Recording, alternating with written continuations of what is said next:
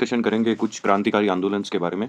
उस समय जो भारत को आज़ाद करने की बारी आई थी, तो खूब सारे क्रांतिकारी आंदोलन चल रहे थे और उन्हीं क्रांतिकारी आंदोलनों की छोटी-सी श्रृंखला लेके आ रहा हूँ आपके सामने। देखते हैं नोट्स के ज़रिए पढ़ाने की वो सही रहता है ताकि आपके सामने स्क्रीन पे लिखा हुआ रहे, आप खुद भी पढ़ सकते हैं उसको। देश की स्वतंत्रता के लिए भारत में 2 समानांतर आंदोलन चले देश की स्वतंत्रता के लिए। पहला संवैधानिक आंदोलन था जिसका नेतृत्व भारतीय राष्ट्रीय कांग्रेस कर रही थी। वो नॉर्मल तरीके से चल रही थी संविधान की तरह, संविधान की रक्षा करते हुए और दूसरा हिंसात्मक एवं क्रांतिकारी संघर्ष था जिसका नेतृत्व क्रांतिकारी कर रहे थे। हिंसात्मक देखो, हिंसात्मक चीज़ें भी वहाँ पे चलती जा रही थी और ये भी चल रहा था। दोनों आंदोलन अलग थे लेकिन दोनों का उद्देश्य एक ही था। तो इस प्रकार दोनों का उद्देश्य एक ही था। अब आगे देखते हैं। एक ही था भाई, आज़ादी दिलाना दोनों का लक्ष्य था, एक ही भारत की स्वतंत्रता और क्रांतिकारी आंदोलन के उदय के कारण बता देते हैं। ब्रिटिश सरकार की शोषणकारी नीतियाँ थी, ये क्रांतिकारी आंदोलन को उदय करने के मेन कारण कुछ हैं। उनमें शोषणकारी नीतियाँ बेकार नीतियाँ थी, लूटने के लिए बस। कांग्रेस के आवेदन-निवेदन की नीति की असफलता मतलब वो आवेदन करते थे, निवेदन करते थे, बट सारी चीज़ों में असफलता हासिल हाथ लग रही थी। अंतर्राष्ट्रीय घटनाएँ भी इसके लिए ज़िम्मेदार है भाई, उस समय ऐसी घटनाएँ हो रही थी कि ब्रिटिश एम्पायर हार भी रहा था, तो पहली बार लोगों को लगा यार इसे हराया जा सकता है। बंगाल का विभाजन हुआ था 1905 में, 1905 और 6 में, वो भी एक विध्वंसकारी घटना साबित हुई। उससे लोग काफ़ी ज़्यादा अंग्रेज़ों से नफ़रत करने लगे। स्वदेशी बहिष्कार आंदोलन क्रूरतापूर्वक दमन किया गया, उस समय किया गया। ये सारे क्रांतिकारी को भड़काने और चिंगारी लगाने वाले थे। 19वीं शताब्दी के अंत तक भी एवं 20वीं शताब्दी के प्रारंभ तक क्रांतिकारी आंदोलन की शुरुआत हुई। प्रथम चरण का क्रांतिकारी आंदोलन 1897 में। देखते हैं महाराष्ट्र से शुरू हुआ। महाराष्ट्र के अंदर भी खूब सारी चीज़ें हुई। व्यायाम मंडल का देखते हैं महाराष्ट्र के अंदर। इसकी स्थापना 1897 में दामोदर हरि चापेकर एवं बालकृष्ण हरि चापेकर, जिनको चापेकर ब्रदर्स कहा जाता है, चापेकर बंधु, ने पूना में की। इसका उद्देश्य विशुद्ध राजनीतिक था।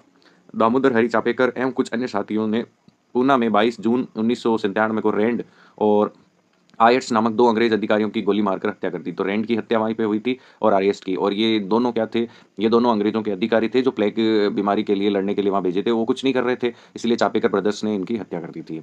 ये आपके था क्रांतिकारी।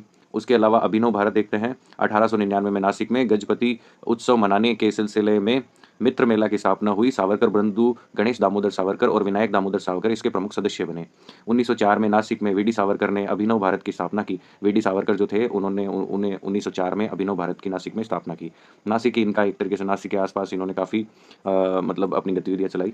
अभिनव भारत की शाखाएँ महाराष्ट्र के अतिरिक्त कर्नाटक और मध्य प्रांत में भी फैली थी। महाराष्ट्र के अतिरिक्त अभिनव भारत की शाखाएँ 1909 में गणेश दामोदर सावरकर को मित्र मेला के लिए कविताओं की 2 पुस्तकें लिखने के कारण आजीवन, यानी इन्होंने पुस्तकें लिखी थी 1909 में, उसके कारण उन्हें आजीवन निर्वासन की सज़ा मिल गई। मतलब पुस्तक लिखने की भी ऐसी सज़ा कि बाहर भेज दिया जाए। वीडी सावरकर को लंदन से गिरफ्तार करके नासिक लाया गया। अनेक लोगों के साथ इन पर मुकदमा चला और नासिक षड्यंत्र केस के नाम से जाना जाता है, जो वीडी सावरकर पर चला था। वीडी सावरकर को आजीवन निर्वासन की सज़ा सुनाई गई। आजीवन निर्वासन का मतलब वो जीवन पर्यंत बाहर ही रहेंगे।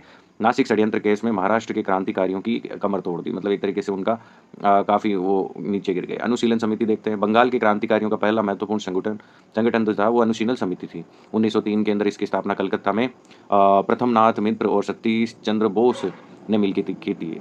इसके अध्यक्ष प्रथम नाथ मित्र और उपाध्यक्ष अरविंद घोष एवं चित्तरंजन दास थे। ये 3 जने इसके अध्यक्ष माने जाते थे। इन्होंने भी आज़ादी के लिए खूब लड़ाई लड़ी। इसके अलावा बारिंद्र घोष ने 1905 में भवानी मंदिर और 1907 में वर्तमान राजनीति नामक पुस्तक प्रकाशित की। वर्तमान राजनीति और भवानी मंदिर ये 1905 में, 1907 में। अनुशीलन समिति के बारिंद्र गुट के ने क्रांति का खुलकर प्रचार प्रसार करने के लिए 1906 में युगांतर नामक पत्र निकालना प्रारंभ किया।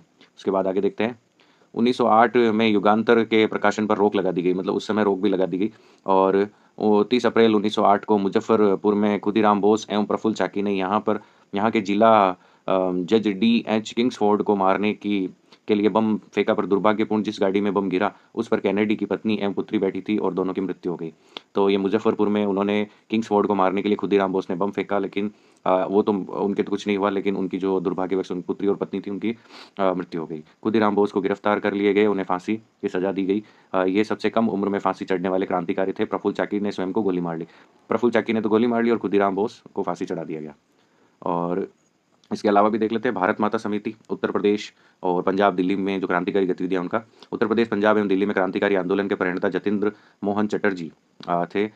इन्होंने 1904 में सहारनपुर में भारत माता समिति की स्थापना की, सहारनपुर में की थी। इनके साथ अजीत सिंह, लाला हरदयाल, सूफी अंबा प्रसाद और मास्टर अमीर चंद्र जैसे क्रांतिकारी जुड़ गए। अजीत सिंह ने मुहिबाने वतन नामक अपनी भी एक उन्होंने पुस्तक लिखी थी। क्रांतिकारी संस्था स्थापित की थी। जतेंद्र मोहन चटर्जी के बाद इस क्षेत्र में क्रांतिकारी आंदोलन का नेतृत्व मास्टर अमीर चंद्र के हाथों में था। मास्टर अमीर चंद्र के साथ बंगाल के क्रांतिकारी रास बिहारी बोस, बसंत विश्वास, मनमथ विश्वास जुड़ गए और 23 दिसंबर 1912 को दिल्ली के वायसराय हार्डिंग्स पर बम फेंका। दुर्भाग्य से बम दूर गिरा और हार्डिंग बच गए। कुल मिला के बम जो भी कांड हुए, किंग्सफोर्ड में बम फेंका गया था, उसमें भी खुदीराम बोस और वो चाकी ने फेंका था, तो उसमें भी वो मरे नहीं थे किंग्सफोर्ड, और इसमें भी वायसराय हार्डिंग बच गए थे। तो ये भी एक मतलब क्रांतिकारी गतिविधि थी अंग्रेज़ों को सबक सिखाने की। विदेशी विदेशों में क्रांतिकारी आंदोलन ये भी देख लेते हैं इंग्लैंड में। लंदन में जनवरी 1905 में श्यामजी कृष्ण वर्मा ने इंडिया होम रूल लीग की स्थापना की। 1905 के अंदर उनका मुख्य पत्र इंडियन सोशलिस्ट निकालना प्रारंभ किया। इसमें उन्होंने स्पष्ट कहा कि उनका इसका उद्देश्य भारत के लिए स्वराज्य प्राप्त करना। इस होम रूल लीग के अध्यक्ष श्यामजी कृष्ण वर्मा तथा उपाध्यक्ष अब्दुल्ला सोहरावर्दी थे। मतलब दोनों ने मिलकर भारत की आज़ादी के लिए चलाया था ये। लंदन में श्यामजी कृष्ण वर्मा भारतीयों के लिए इंडिया हाउस नाम का एक हॉस्टल की स्थापना की, जो क्रांतिकारियों का अड्डा बन गया। इंडिया जो हाउस था, वो हमेशा ये चर्चा चलती थी श्यामजी कृष्ण वर्मा के वहाँ कि किस तरह से आज़ादी प्राप्त की जा सकती है। लंदन में 1 जुलाई 1909 में मदन लाल डींगरा ने करजन वायली की गोली मारकर हत्या कर दी और डींगरा को फांसी दे दी गई। तो वायली की हत्या यहाँ पे मदन लाल डींगरा द्वारा कर दी गई। ये भी इंडिया हाउस से भी ताल्लुक रखते थे। पेरिस में देखते हैं, ब्रिटेन के हाउस ऑफ कॉमन्स और इंडिया हाउस के बारे में प्रश्न उठे। इस स्थिति को समझते हुए श्यामजी कृष्ण वर्मा ब्रिटेन छोड़कर पेरिस आ गए। पेरिस में श्यामजी कृष्ण वर्मा के सहयोगी मैडम भिकाजी कामा थी। इन्होंने यूरोप एवं अमेरिका में ब्रिटिश साम्राज्यवादियों के विरुद्ध प्रचार प्रसार किया। उसके बाद देखते हैं उसके बाद इसमें विदेशी आंदोलन में 1907 में स्टुटगार्ट में अंतर्राष्ट्रीय समाजवादी कांग्रेस में भाग लिया। यहाँ पर इन्होंने भारत में ब्रिटिश शोषण कर भाषण दिया। शोषण पर यहाँ इन्होंने भारत का राष्ट्रीय तिरंगा फहराया। रंग हरा, पीला और लाल था। अमेरिका देखते हैं, गदर आंदोलन हुआ था अमेरिका में। गदर दल के संस्थापक लाला हरदयाल थे। इन्होंने 1 नवंबर 1913 को अमेरिका में सैन फ्रांसिस्को नगर में गदर दल की स्थापना की। इस दल ने गदर नामक पत्र भी प्रकाशित किया। प्रारंभ में यह उर्दू और गुरुमुखी में प्रकाशित होता था, बाद में यह हिंदी और अंग्रेजी में भी प्रकाशित होने लगा। उसके अलावा तोशामारू कांड भी है। गदर दल के कुछ सदस्य तोशामारू नामक जहाज से भारत लौट रहे थे। जब जहाज सिंगापुर में रुका तो यहाँ क्रांतिकारी परमानंद ने भाषण से अनेक भारतीय सैनिकों में राष्ट्रीय भावना जागृत हुई। सिंगापुर लाइट इन्फेंट्री के जवानों ने चिश्ती खां और उंडे खां के नेतृत्व में विरोध कर दिया और अंग्रेजी सैनिक अड्डों पर कब्जा कर लिया और तिरंगा झंडा फहरा दिया। इसे सिंगापुर क्रांति के नाम से जाना जाता है। तो इसी प्रकार ये पूरा एक मैंने क्रांतिकारी गतिविधियां एक ही वीडियो में आपके छोटे से डिस्क्रिप्शन और नोट्स के माध्यम से लाया हूं। आई होप आपको काफ़ी कुछ समझ में आया होगा और इसी के साथ मेरा वीडियो समाप्त होता है। धन्यवाद।